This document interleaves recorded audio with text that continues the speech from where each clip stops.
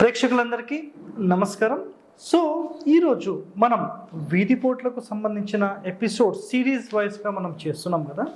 So ఈరోజు వచ్చేసేసి పశ్చిమ నైరుతి వీధిపోటుకి సంబంధించిన పూర్తి డీటెయిలింగ్ ఇన్ఫర్మేషన్ మనం ఈరోజు ఎక్స్ప్లెయిన్ చేయబోతున్నాం. సో ముందుగా వీధిపోటు అంటే ఏంటి, చాలామందికి ప్రశ్న ఉండొచ్చు.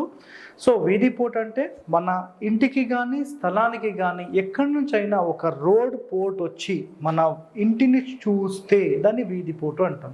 ఫర్ ఎగ్జాంపుల్ ఇది కనుక మన స్థలం ఉంటే ఇలా ఒక రోడ్ డైరెక్ట్గా మన ఇంటికి చూస్తుంది అనుకోండి, దాన్ని వీధిపోటు అంటాం. చాలా సింపుల్గా మీరు ఏదైనా లేఅవుట్ ప్లాన్ తీసుకోండి, దాంట్లో మీ ప్లాట్ అపోజిట్ నుంచి వెనక నుంచి పక్క నుంచి రోడ్ వచ్చి హిట్ అయితే అది మీకు వీధిపోటు కిందకి తీసుకుంటాం. సో వీధిపోటు ఉంటుంది, షూలో ఉంటుంది. సో ఇలాంటి ఇన్ఫర్మేషన్స్ మీరు ఇంకా తెలుసుకోవాలంటే గతంలో మన ఎపిసోడ్స్ అయిపోయాయి. సో ఆ ఎపిసోడ్స్ అనేవి మొత్తం చూడండి, మీకు టోటల్ క్లారిటీ అనేది వస్తుంది. సో ఈరోజు పశ్చిమ నైరుతి వీధిపోటు గురించి మనం ఇప్పుడు డిస్కస్ చేస్తున్నాం. సో నెక్స్ట్ అయితే ముందుగా దిక్కులు తెలుసుకుందాం. సో దిక్కులు తెలుసుకోవాలంటే మొట్టమొదటిగా చూడండి, తూర్పు ఫేసింగ్, ఈస్ట్, దక్షిణం ఫేసింగ్, పడమర ఫేసింగ్, ఉత్తర ఫేసింగ్. సో ఇక్కడ 4 ఫేసింగ్స్ అంటే 4 డైరెక్షన్స్ గురించి మనం చెప్పాం. సార్ మాకు తెలుగులో కూడా చెప్పండి అంటారు. తూర్పు, దక్షిణము, పడమర, ఉత్తరం. సో 4 ఫేసింగ్స్ ఇక్కడ మీకు కనబడుతున్నాయి, 4 డైరెక్షన్స్ కనబడుతున్నాయి. సో దిక్కులు అయిపోయింది. ఇప్పుడు మనకు దక్షిణ వీధిపోటుకు సంబంధించి గత ఎపిసోడ్ అయిపోయింది. ఇప్పుడు పడమరలో కుడివైపు పడమర నైరుతి పోటు. సో ఇది మరి ఇట్లా ఇంటికి హిట్ అవుతుందా, ఇక్కడ ఇంటికి హిట్ అవుతుందా, ప్లాట్కి హిట్ అవుతుందా అనే దాంట్లో మనము ప్లాట్కైనా తీసుకుంటాం, ఇంటికైనా తీసుకుంటాం. దేనికైనా మన పూర్వీకులు చెప్పిన నియమం అయితే ఒకటే, 100% ఇంటికి వీధిపోటు వీధి చూపులు ఉండకూడదు. ఒక మానవ నివాస గృహానికి ఎట్టి పరిస్థితుల్లో ఇవన్నీ ఉండొద్దు అనేది వాళ్ళు చెప్పిన మాట. శాస్త్రాలు ఇవి వివరించేశారు. మరి ఇక్కడ ఉండొద్దు అని చెప్పితే వాళ్ళు ఖచ్చితంగా ప్రతి ఒక్కరు ఫాలో అయ్యారు, పెట్టుకోలేదు. అసలు వీధిపోట్ల ఇండ్లే పెట్టుకోలేదు వాళ్ళు. సో ఇది క్లియర్ అయిపోయింది. మరి ఇప్పుడు కాలం ఎట్లా అయిపోయిందంటే, సార్ మేము స్థలం కొన్న తర్వాత మాకు ఈ వీధిపోటు ఉందని తెలిసింది, మేము ఏం చేయాలి అనే పాయింట్ చాలామందికి ఉండే కాన్సెప్ట్. మరి దీనికి సంబంధించిన పరిష్కారం ఏంటి అంటే, మనం వీధిపోటు ఎక్కడుందో అక్కడ ఒక అడ్డుగోడలాగా ఒక 2 ఫీట్ గోడ కట్టేస్తే దాని ప్రభావం తగ్గుతుంది. లేదంటే ఒక బ్యానరు, లేదంటే చెట్లు, ఇవన్నీ పెట్టుకోవచ్చు.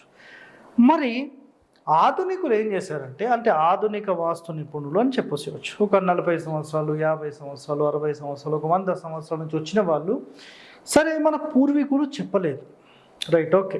మరి ఇలాంటి ఇండ్లల్లో వాళ్లకు ఏ సమస్యలు ఉన్నాయి ఒకసారి పరిశీలిద్దాం అనే ఒక కాన్సెప్ట్లో వీళ్ళు ఏం చేస్తారంటే, వాళ్ళ పరిశీలన చూసి రాసిన పాయింట్స్ కొన్ని ఇక్కడ నేను చెప్పాను, ఓకేనా. చూడండి, తీవ్ర దోషము, ఇది ఈ విధంగా అసలు ఇంటి నైరుతిలో పడడం చాలా తీవ్ర దోషము అని చెప్పేశారు వాళ్ళు, ఓకే. 100% ఇది. నెక్స్ట్, ఇది ఎవరిపై ప్రభావం చూపిస్తుంది అంటే యజమానిపై, ప్రధాన కొడుకుపై చూపిస్తుంది అన్నారు. 2 కాన్సెప్ట్స్ ఇక్కడ, ఓకేనా. ఖచ్చితంగా తీవ్ర దోషాన్ని ఇస్తుందని చెప్పారు. నెక్స్ట్, యజమానిపై, కుమారుడిపై ఖచ్చితంగా ఇది తీవ్ర ప్రభావం చూపిస్తుందని చెప్పేశారు. నెక్స్ట్, సో ఇలాంటి ఇండ్లలో ఉండే మగవాళ్ళకు ఏం జరుగుతుందంటే, తాగుడు ఎక్కువ అయిపోయే అవకాశాలు ఉంటాయి. నెక్స్ట్, హింసించే ప్రవృత్తి, అంటే ప్రతిదానికి హింసించడం, ఇంట్లో వాళ్ళను కానీ, బయట వాళ్ళను కానీ, స్నేహితులను కానీ, కొడుకుని కానీ, ఎవరినైనా సరే. సో అలాంటి ప్రవృత్తి తయారవుతుంది. సో వ్యభిచారము. నెక్స్ట్, 50 సంవత్సరాలు అని అక్కడ ఉంది. సో ఏంటంటే, ఈ ఇంట్లో నివసించే వాళ్ళు 50 సంవత్సరాల లోపల ఖచ్చితంగా మ్యారేజ్ డిస్టర్బెన్స్ అయ్యే అవకాశాలు ఉంటాయి. భార్య భర్తలకు పడకపోవడము, లేదంటే ఇలాంటి హింసించే ప్రవృత్తి వల్ల ఆమె వెళ్ళిపోవడం కానీ, ఏదైనా ఒకటి జరిగి విడిపోవడం అన్న జరగవచ్చు. ఈ ఇంట్లో నుంచి ఇక్కడ ఒకళ్ళు, ఇంకో చోట ఒకళ్ళన్నా ఉండే అవకాశం ఉంటుంది.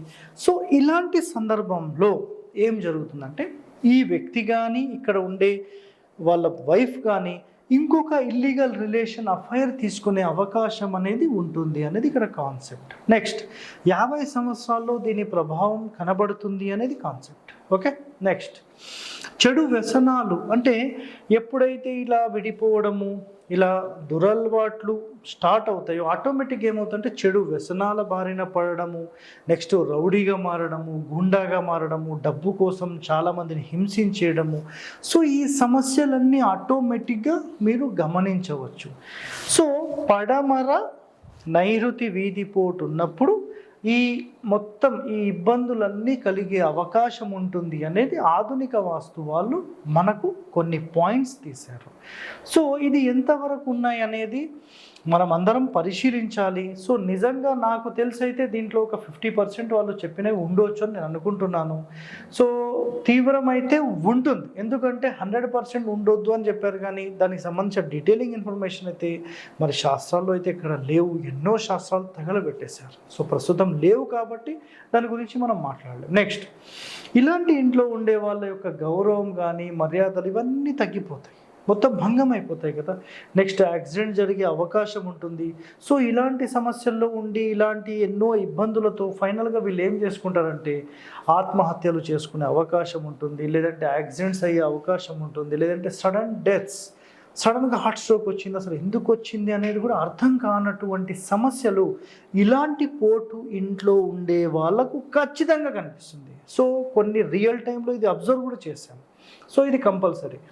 Next marriage problems, illegal relations ఇవన్నీ ఆల్రెడీ చెప్పుకున్నాం. సో మ్యారేజ్ ప్రాబ్లమ్స్ అంటే ఇక్కడ చూడండి, మ్యారేజ్ ప్రాబ్లమ్స్ అన్నప్పుడు ఈ ఇంటి లోపల అంటే ఇలాంటి పోటు ఉన్న ఇంటిలోకి ఎవరన్నా ఒక అబ్బాయి ఉన్నాడు, సరే ఆ ఇంటికి మన అమ్మాయిని ఇస్తున్నాము, ఆ ఇంట్లోకి వెళ్తే మ్యారేజ్ రిలేషన్స్లో వాళ్ళిద్దరికీ ప్రాబ్లమ్స్ వచ్చి మళ్ళీ అమ్మాయి రిటర్న్ వచ్చే అవకాశాలు ఎక్కువగా ఉంటాయి అనేది ఇక్కడ కాన్సెప్ట్. ఇక్కడ పాయింట్ అర్థమైందా మీకు?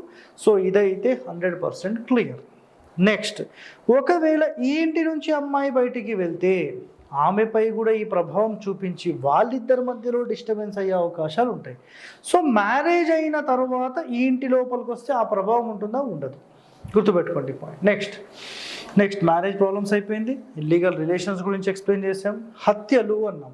సో ఇలాంటి పోటు ఇంట్లో ఉంటే ఈ ఇంటి యజమానికి అంటే ఎవరన్నా ఏదన్నా ఇప్పుడు వీళ్ళు ఎక్కడన్నా ఫ్రాక్షన్ ఏరియాలో ఉన్నారనుకోండి, ఇట్లాంటి ఇంట్లో ఉంటే హత్యకు గురయ్యే అవకాశం అనేది కూడా ఉంటుంది.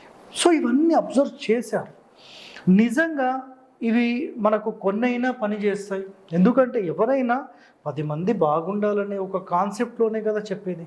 సో కాబట్టి ఇది 100% మనకు ఎంతో కొంత ప్లస్ చేస్తాయి. మీరు కూడా వీటికి సంబంధించిన పరిశీలన చెయ్యండి, చేస్తే మనకి ఇంకా ఎంతో సమాచారం మనకు తెలుస్తుంది. నెక్స్ట్ ఇక్కడ ఆఫ్టర్ మ్యారేజ్ ప్రాబ్లమ్స్ గురించి డిస్కస్ చేసాం. నెక్స్ట్ దీర్ఘకాలిక వ్యాధులు వచ్చే అవకాశం ఉంటుంది. ఫర్ ఎగ్జాంపుల్ మన క్యాన్సర్ అనుకోండి, పక్షవాతం కూడా వచ్చే అవకాశాలు ఉంటాయి.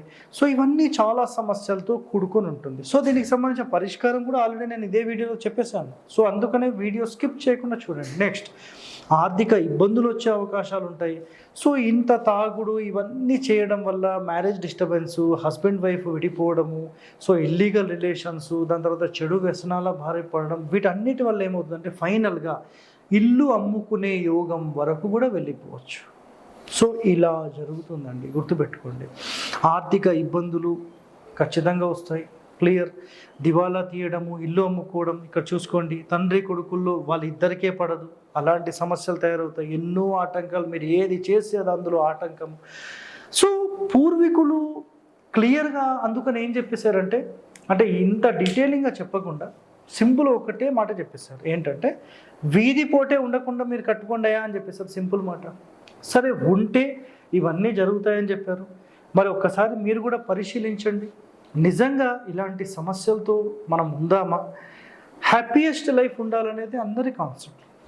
ఇల్లు కొంటే ఎట్టి పరిస్థితుల్లో ఎలాంటి వీధిపోటు లేని ఇంటిని కొని మీరందరూ సుఖ సంతోషాలతో ఉండాలని మనం ఎప్పుడు కూడా కోరుకుంటూనే ఉంటాం. సో మీ అందరూ బాగుండాలని కోరుతూ మీ హరివాస్తు హరి. సో ఇలాంటి ఇన్ఫర్మేషన్స్, ఇలాంటి మంచి వీడియోస్ మీకు కావాలనుకుంటే మీరందరూ లైక్ చేయండి, సబ్స్క్రైబ్ చేయండి, 10 మందికి కూడా షేర్ చేయండి. థ్యాంక్ యూ అండి, ధన్యవాదాలు.